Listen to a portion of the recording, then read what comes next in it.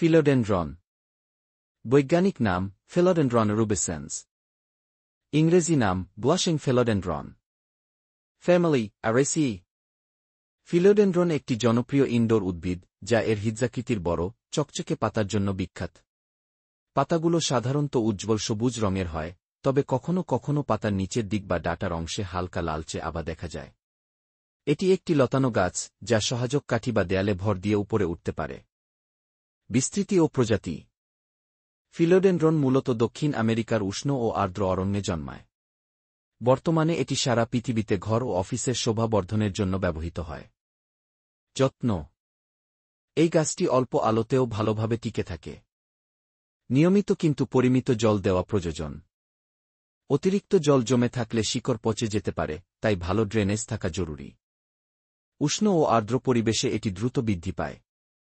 মাঝে মাঝে পাতাগুলো ভেজা কাপড় দিয়ে মুছে দিলে চকচকে থাকে এবং ধুলো জমে না। ব্যবহার। ফিলোডেনড্রন সাধারণত ঘরের কোণ, বারান্দা বা অফিসে শোভা বর্ধনের জন্য রাখা হয়। এটি বায়ু পরিশোধনেও সাহায্য করে বলে পরিচিত। বিশেষত, এটি বাতাসে থাকা ক্ষতিকর রাসায়নিক যেমন ফর্মালডিহাইড, ট্লুইন ইত্যাদি শোষণ করে বায়ু পরিশোধনেও সাহায্য করে।